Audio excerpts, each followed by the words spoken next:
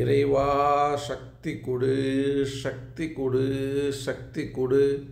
இறைவா சக்தி கொடுன்னு நான் கேட்க நினைக்கிறீங்களா? நீங்கள் கேட்டால் கடிக்கும். இறைவன் கொடுக்கறதுக்கு தான் இருக்கார். நீங்கள் கஞ்சுனா கடிக்கும். அதுதான் விதி. அதை நான் டெய்லி சொல்லின்னு இருக்கேன் இல்லையா? இதுக்கு ஒரு சின்ன கதை, ரியல் ஸ்டோரி சொல்கிறேன் உங்களுக்கு. ஜஸ்ட்டு சின்ன குட்டி கதை தான். பாருங்கள், ஒரு வீட்டில் வேலை செய்கிற அம்மா வந்து அந்த எஜமான்கிட்ட போய், ஐயா நான் 4 நாள் கோயிலுக்கு போகணும், சிவன் கோயிலுக்கு போகணும், இந்த மாதிரி சாமி பார்த்துட்டு வரணுன்ட்டு சொல்கிறாங்க. சரி, நீங்கள் சாமி பார்க்க போகிறீங்களான்னு சொல்லி அந்த எஜமான் வந்து ஒரு 100 ரூபா அவர்கிட்ட இருந்த காசு எடுத்து அந்த அம்மா கிட்ட கொடுத்தாங்க. அந்த 100 ரூபா எடுத்து பத்திரமா எடுத்துகிட்டு அந்த அம்மா கோயிலுக்கு போகிறாங்க. அந்த எஜமான் கெட்டியாக சொல்கிறாரு, அம்மா பத்திரமா சாமிக்கு சேர்த்துறேன்ட்டு. ஸோ சாமிக்கு மட்டும் தான் சேர்க்கணுன்ட்டு அவர் அந்த எஜமான் சொல்கிறாரு. அந்த அம்மா ஏன் நம்ம எஜமான் வந்து இவ்வளோ ஸ்ட்ராங்காக சொல்கிறாங்களே, சாமிகிட்ட சேரும், சரி பத்திரமா எடுத்துன்னு சேர்த்துருவோன்ட்டு அந்த ஃபேமிலியோட போய் ரயில்வே ஸ்டேஷனில் இறக்கிட்டாங்க. அங்கே ஒரு பையன் பசியோடு இருந்திருந்தான். அந்த பையன் வந்து, எம்மா ஹெல்ப் பண்ணுங்கன்னு கேட்குறாங்க. ஹெல்ப் பண்ணணுன்னு கேட்குறது அந்த பையனுடைய இது. அந்த பையன் கேட்குறான், எல்லாருக்கிட்டையும் கேட்குறான். இந்த அம்மா வந்து ஹெல்ப் யாரும் பார்க்கல, பட் இந்த அம்மா மட்டும் பார்த்தாங்க, ஹெல்ப் பண்ணணும்னு நினச்ச உடனே அந்த பையன்கிட்ட போய், எப்பா என்னப்பா இவ்வளோ பசியாக இருக்கியே, என்ன ப்ராப்ளம் உனக்குன்னு கேட்கும்போது அந்த பையன்மா, எனக்கு காசு வேணாம், எனக்கு சாப்பாடு மட்டும் வாங்கி கொடுன்னு கேட்குறாங்க. ஐயோ, சுற்றி பார்த்தா ஹோட்டல் எதுவுமே இல்லை. ஸோ அப்பா என்கிட்ட 100 ரூபா காசு இருக்குது, இதில் நீ வாங்கி சாப்பிடுன்னு சொல்லிட்டு அந்த அம்மா எடுத்து அந்த காசும் அந்த 100 ரூபாவும் எடுத்து அந்த பையன்களுக்கு கொடுத்துட்டாங்க. அந்த பையன் ரொம்ப சந்தோஷப்பட்டு அந்த அம்மாவுக்கு ரொம்ப நன்றி பட்டான். அம்மா ரொம்ப நன்றிம்மா நீங்கள் கொடுத்த பைசாக்குன்னு சொல்லிட்டு. இந்த பையன் முன்னாடியே சாமிக்கிட்ட, அந்த சிவன்கிட்ட, ஐயா குருநாதா எனக்கு ஹெல்ப் பண்ணுன்னு கேட்கும்போது சாமி வந்து ஹெல்ப் பண்ண மாட்டார், என் மூலியமாக ஒரு பக்தர் வந்து உங்களுக்கு ஹெல்ப் பண்ணுவாங்கன்ட்டு அந்த பக்தன் மூலியமாக, அந்த அம்மா மூலியமாக நமக்கு 100 ரூபா கொடுத்தாருன்ட்டு இந்த பையன் வந்து சாமிக்கு கிராட்டிடியூடு காட்டினான், நன்றி சொன்னான்.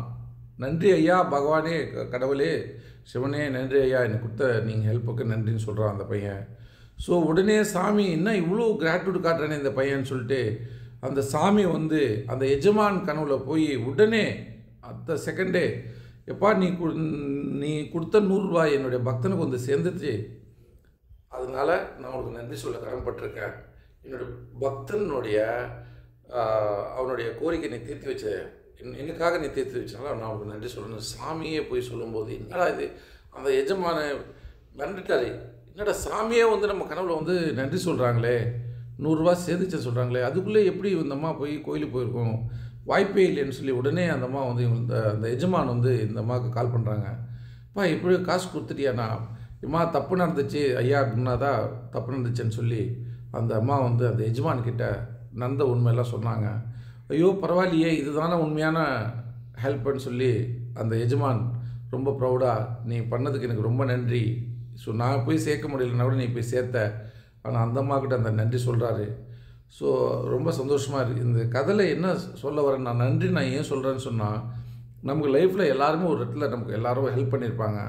அந்த ஹெல்ப் நம்ம மறக்கவே கூடாது. அப்படி மறந்தால் நம்ம மனுஷனே கிடையாது. அந்த ஹெல்ப் நான் ஏன் குறிப்பிட்டு சொல்கிறேன்னு சொன்னால், எனக்கு நான் இப்போ கட்டுற டேரியில் பழைய டேரி கட்டும்போது எனக்கு அருளானந்தம்னு வருஷவாகத்தில் ஒரு டீலர் தான்.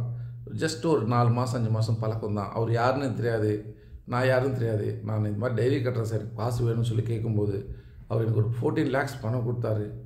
நம்ம பணம் என்கிட்ட எந்த செக் எதிர்பார்க்குறதோ, எந்த கேரண்டி போடு, எனக்கு என்ன கொடுப்பேன்னு சொல்லி கேட்கவே இல்லை.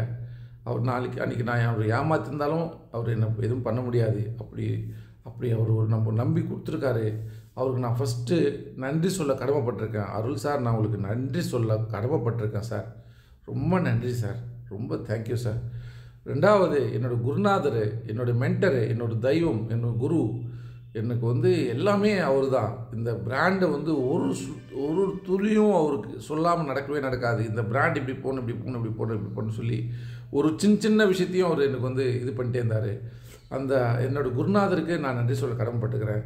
அதே மாதிரி என் குருநாதர் 14 lakhs எனக்கு பணம் கொடுத்தாரு. அவர் ரொம்ப பெரியவர். அவர் கொடுக்குறாருன்னா பணம் கொடுக்குறது வேறு, அவர் டைம் எல்லாத்தையும் ஒதுக்கி என் கூட பேசுவார். அதுதான் நான் பெருசாக நன்றி சொல்கிறேன். அவர்கிட்ட இல்லாத பணம் இல்லை, அவர் நிறைய பேர் ஹெல்ப் பண்ணியிருக்காரு. அந்த வகையில் ஹெல்ப் பண்ணது இல்லாத அவர் எனக்கு மென்டராக இருந்தது தான் எனக்கு பெரிய சந்தோஷத்தை கொடுத்துருக்கு. தவிர அவர் கொடுத்த காசு எனக்கு சந்தோஷத்தை கொடுக்கல. அந்த மாதிரி ஆளுகிட்ட நம்ம பழகிறதே பெரிய விஷயம். அப்படிப்பட்டவர் நம்மக்கிட்ட பழகியிருக்காரு, பேசியிருக்காருன்னா அவருக்கு நான் நன்றி சொல்ல கடமைப்பட்டிருக்கேன் ஐயா குருநாதன் நம சிவாய ஐயா. அதே மாதிரி நான் சொன்ன வேலைக்காரமான கொஞ்சம் கம்மியான எடை போட்டால் நீங்கள் நினைக்காதீங்க. அந்த அம்மா மனசு ரொம்ப நல்ல மனசு. ஸோ தப்பாக சொல்லியிருந்தால் மன்னிச்சிருங்க. யாரோ இல்லை, என் கூட இருந்த ஒரு ஜெயா மேடம் தான். உங்களுக்கு எல்லோருக்கும் தெரியும், நாங்கள் எல்லாமே க்ளோஸாக ஃப்ரெண்ட்ஸாக இருந்தோம்.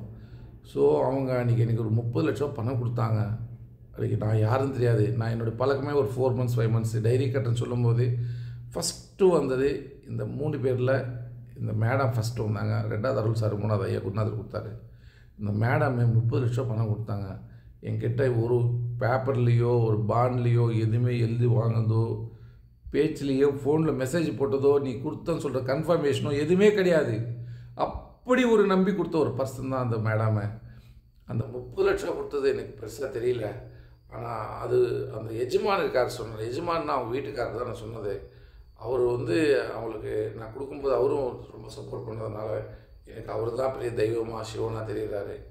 எனக்கு ரொம்ப நன்றி மணவாளன் சார். உங்களுக்கு எப்போவுமே நன்றி சொல்ல கடமைப்பட்டிருக்கேன். ஸோ நீங்கள் செஞ்ச ஹெல்ப் நான் எப்போவுமே மறக்க மாட்டேன். ஸோ இது எல்லாத்தோட எனக்கு ஒரு 30 lakhs கொடுத்தாங்க. அந்த விஷயத்தோடு எனக்கு இதுக்கு மேலே ஒரு விஷயம் இருக்குது. கரோனா முடிஞ்சுது. அப்போ நம்ம பேங்க்கில் எங்கேயுமே போய் லோன் கேட்க முடியாது. இந்த பிராண்டு பெருசாக எஸ்டாப்ளிஷ் பண்ண நான் நினைக்கும் போது, அப்போது அந்த மேடம் கிட்ட நான் சொல்கிறேன், இந்த மாதிரி பணம் வேணும்னு சொல்லும்போது, அப்போ நாங்கள் என்ன ஒரு டிசிஷன் எடுத்தோன்னா, ஸோ ப்ரைவேட் ஃபினான்ஸ் போயிடலான்னு முடிவு பண்ணுறேன். ஸோ நமக்கு 1 கோடி ரூபா ஃபினான்ஸ் போகிறோன்னா யார் சைன் பண்ணுவாங்க இன்றைக்கி இந்த காலத்தில்? அவங்கள்ட்ட பர்சனல் செக்கு கொடுத்து அவங்க கேரண்டராக போட்டு இன்றைக்கி இந்த பிராண்டுக்கு இவ்வளோ பெருசாக வந்ததுக்குன்னா அவங்க ஒரு பெரிய முக்கிய காரணமாக இருந்தவங்களுக்கு நான் எப்போவுமே நன்றி சொல்ல கடமைப்பட்டிருக்கேன். மேடம் நன்றி சொல்கிறேன். சார் உங்களுக்கு எப்போவுமே நன்றி சொல்கிறேன். நீங்கள் எப்போவுமே எங்களுக்கு தெய்வமாக தான் இருப்பீங்க. நான் எப்பவும் உங்களை மறக்கவும் மாட்டேன்.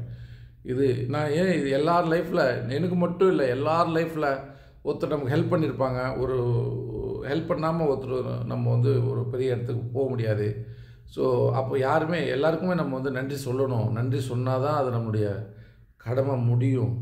அந்த நன்றி சொல்லணும். நன்றி தான் நம்மளை காப்பாற்றும். நம்ம கூட நல்லவங்க இருக்கிறாங்க. இந்த நாட்டில் நல்லவங்க நிறைய பேர் இருக்காங்க. நம்ம கூட சேர்த்துக்கணும். நம்ம பார்த்து வஜ்ரங்கள் எல்லாம் பக்கத்தில் வச்சுக்கணும். அந்த வஜ்ரத்தை வச்சு தான் நீங்கள் வாழ முடியும். நல்லதே நினைங்க, நல்லதே பண்ணுங்கள், நீங்கள் ஜெயிப்பீங்க. அது நான் நம்புகிறேன். நீங்கள் நம்புங்க. நீங்கள் நம்பினா நீங்கள் ஜெயிச்சிருவீங்க. ஓம் நம சிவாயா. ஓம் நம சிவாயா.